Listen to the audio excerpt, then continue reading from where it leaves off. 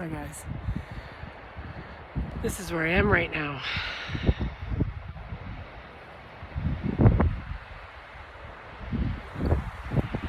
Not too shabby.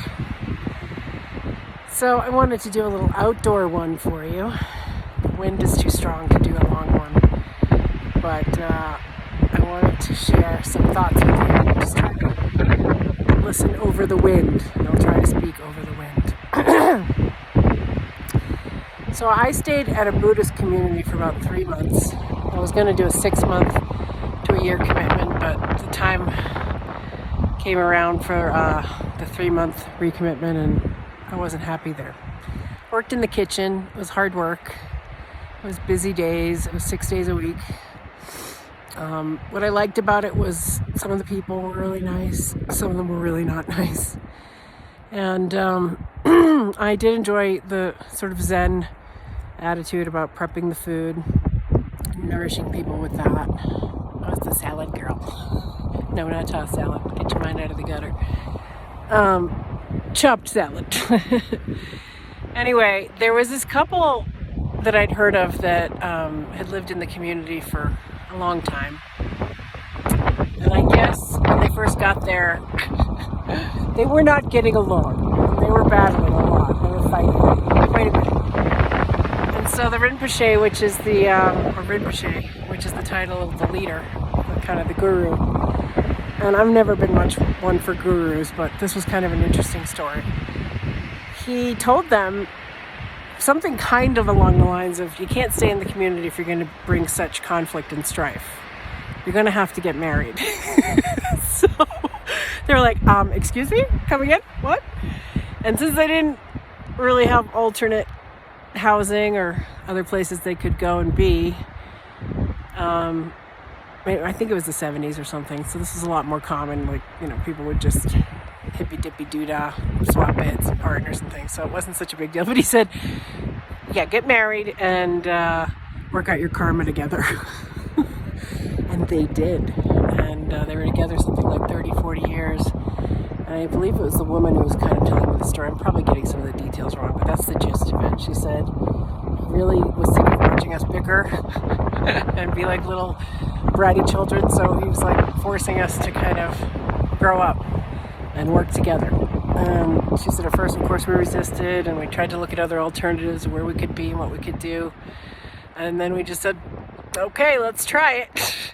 And they were very happy together, actually. I think a lot of that initial fighting was, excuse me, it's probably sexual tension, right?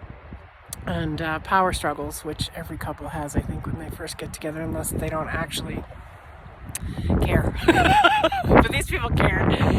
They had that stormy, ridiculous thing that if you work through those stormy times, I think you can have one of those, we had a rough patch and we worked through it and we became stronger because of it.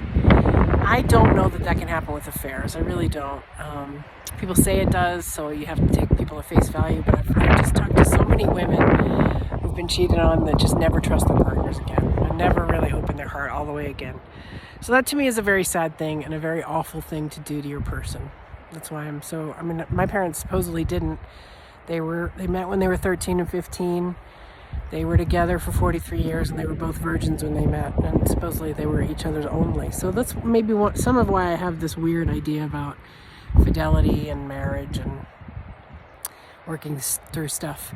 But now we're in different times, right? And I know that for a long time I put my parents' relationship on a pedestal, and really there was but enough, more than never should be, domestic abuse and a lot of disagreement and discord and disharmony, and sometimes in some areas lack of compatibility, just core compatibility. So there's something to be said for work out your karma in this life with your person, because you're going to just keep coming back dealing with them over and over and over again in different bodies, different faces.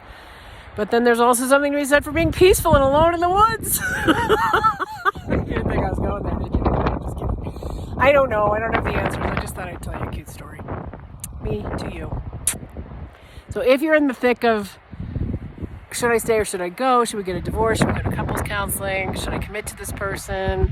Is it going to be good to me? Is she going to, break my heart or my finger?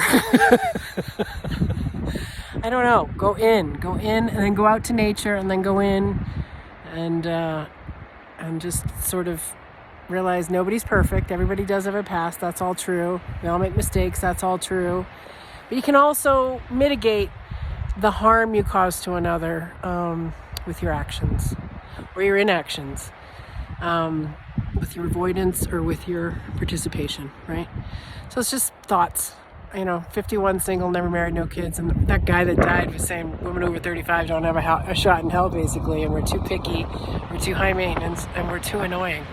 Okay! Guilty! Oh, well, I'll be alone. So I'll be alone.